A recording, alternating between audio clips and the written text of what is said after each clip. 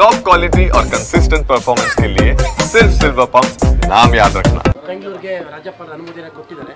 ಈಗ ಮುಂದೆ ಚುನಾವಣೆ ಪ್ರಕ್ರಿಯೆ ಹೇಗೆ ಸರ್? ಇಲ್ಲ, ಕೂಡಲೇ ನಾವು ರಿಸರ್ವೇಷನ್ಸು ಡಿವಿಷನ್ ಎಲ್ಲ ಮಾಡ್ತೀವಿ. ಎಲೆಕ್ಷನ್ ಮಾಡಲೇಬೇಕು, ಅದನ್ನು ನಾವು ಡಿಲೇ ಮಾಡ್ತಿರೋ ಅರ್ಥ ಇಲ್ಲ. ವಿತಿನ್ 4 months ಅದಕ್ಕೆಲ್ಲ ವ್ಯವಸ್ಥೆನ ನಾವು ಮಾಡ್ತೀವಿ. ಒಂದು ಮೀಟಿಂಗ್ ಕರಿತಾ ಇದ್ದೀನಿ, ಆಲ್ ಪಾರ್ಟಿ ಮೆಂಬರ್ಸ್ನು ಮೀಟಿಂಗ್ ಕರಿತೀನಿ, ಅವ್ರ ಸಜೆಷನ್ ಕೇಳ್ತೀನಿ ಯಾವ ರೀತಿ ಡಿವಿಷನ್ ಮಾಡಬೇಕು ಅಂತ ಅವ್ರ ಅಭಿಪ್ರಾಯನೂ ಕೇಳ್ತೀನಿ ನಾನು. ಬಹುಶಃ ಎಲ್ಲರಿಗೂ ಗೊತ್ತಿದೆ, ಎಲ್ಲರೂ ಪಾಪ ಅಸೆಂಬ್ಲಿಲೆಲ್ಲ ಚೆನ್ನಾಗಿ ಕೋಆಪ್ರೇಟ್ ಮಾಡಿದ್ದಾರೆ, ಸಜೆಷನ್ಸ್ ಎಲ್ಲ ಕೊಟ್ಟಿದ್ದಾರೆ. ಆಮೇಲೆ ಸಬ್ ಕಮಿಟಿ ಕೂಡ ಮಾಡಿದೆ, cabinet sub committee. Cabinet sub ಕಮಿಟಿಲೂ ಎಲ್ಲ ಒಳ್ಳೆ ಸಜೆಷನ್ಸ್ ಎಲ್ಲ ಕೊಟ್ಟು ಅವ್ರು ಹೇಳ್ದಂಗೆ ಹೆಚ್ಚು ಕಮ್ಮಿ 90% ಅವ್ರದ್ದು ಎಲ್ಲ ಮಾತುಗಳು ಕೂಡ ಕೇಳಿದ್ದೇವೆ.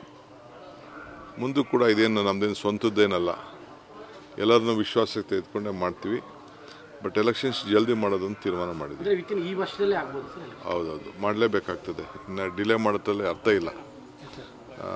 ಯಾಕೆಂದರೆ ನಾನು ಯಾಕೆ ಇದನ್ನು ಹೊಸ ಕೆಲವು ಏರಿಯಾನ ಸೇರಿಸ್ಬೇಕಾಗಿತ್ತು, ಅದನ್ನು ಸೇರ್ಸೋಕೆ ಹೋದರೆ ಲೇಟ್ ಆಗ್ತದೆ. ಆ ಪಂಚಾಯತಿಯವರು, ಆ ಮುನ್ಸಿಪಾಲ್ಟಿಯವರು ಎಲ್ಲ ಅವ್ರ ಪರ್ಮಿಷನ್ ಕೇಳೋದು. ಮುಂದಕ್ಕೆ ಹೆಂಗೆ ಬೇಕೋ ಅದನ್ನು ಆ್ಯಡ್ ಮಾಡ್ಕೊಂಡು ಹೋಗ್ಬೋದು ನಾವು. ಸೊ ಅದಕ್ಕೆ ಇವತ್ತೇನಿದೆ ಅದನ್ನೇ ನೋಟಿಫಿಕೇಷನ್ ಮಾಡಿ ನಿನ್ನೆಯಿಂದ ಹೊಸ ಗ್ರೇಟರ್ ಬೆಂಗಳೂರು ಆ್ಯಡ್ ಆಗಿದೆ. ಸರ್, ಈಗ ವಿಪಕ್ಷ